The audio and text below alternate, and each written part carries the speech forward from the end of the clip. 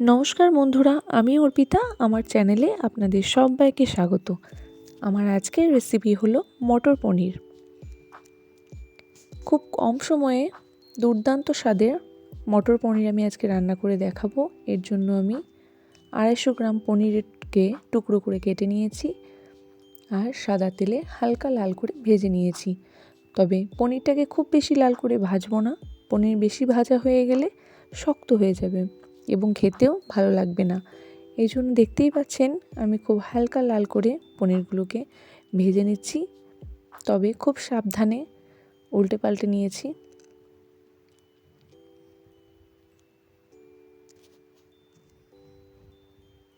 হালকা হাতে এভাবে একটুখানি নাড়াচাড়া করে পনিরটাকে আমি ভেজে নিয়েছি।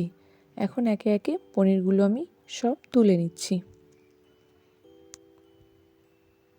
এবার ওই একই প্যানে দিয়ে দিচ্ছি আবারও 2 টেবিল চামচ মতন সাদা তেল। তেলটা গরম হয়ে এলে একটা বেশ বড় সাইজের টমেটোকে আমি টুকরো করে কেটে নিয়েছি। টমেটো আর কাঁচা লঙ্কাকে তেলে ভালোভাবে ভেজে নেব, তবে টমেটোটা যাতে খুব তাড়াতাড়ি সফট হয়ে যায় ওই জন্য দিয়ে দিচ্ছি একটুখানি নুন। টমেটোটা নাড়াচাড়া করে নেওয়ার পর 2 চা চামচ চারমগজ আমি একই সাথে ভেজে নেব, তবে আপনারা চাইলে কাজু বাদামও দিতে পারেন। তো চারমগজটা দিলে গ্রেভিটা একটু পুরু হয়, খেতেও ভালো লাগে।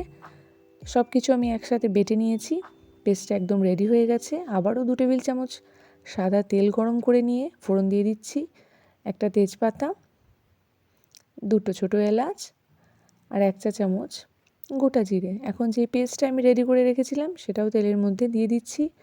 আবারও ভালোভাবে নাড়াচাড়া করে কষিয়ে নেব মশলাটাকে। মশলার বাটিটা ধুয়ে দিয়ে দিচ্ছি সামান্য একটুখানি জল। এবারে মশলাটাকে ভালোভাবে নাড়াচাড়া করে মিশিয়ে নেব।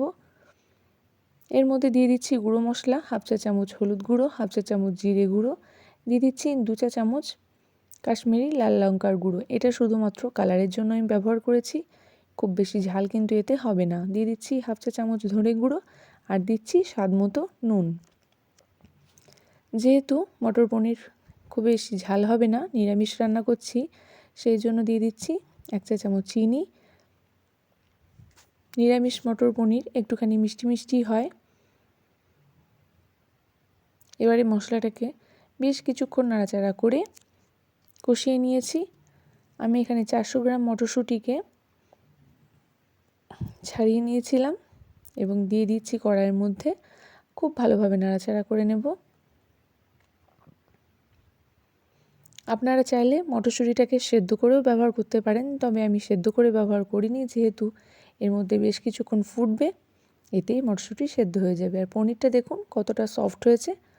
আমি কিন্তু পনিরটা ভাজার সময় নুন এবং হলুদ কোনো কিছুই ব্যবহার করিনি, শুধুমাত্র পনিরটাকে ভেজে নিয়েছিলাম, এতেই কত সফট হয়েছে দেখুন। আপনারা চাইলে পনিরটাকে না ভেজেও দিয়ে দিতে পারেন, তবে আমি ভাজাটাই প্রেফার করি। পনিরটা একটুখানি ভেজে দিলে কালারটাও খুব ভালো হয়, খেতে খুব ভালো লাগে। পনিরটা কড়াইয়ের মধ্যে দিয়ে দিয়েছি, আবারও ভালোভাবে নাড়াচাড়া করে 2 মিনিট মতন ফুটিয়ে নেব। তবে পুরো রান্নাটা আমি ঢাকা ছাড়াই করেছি।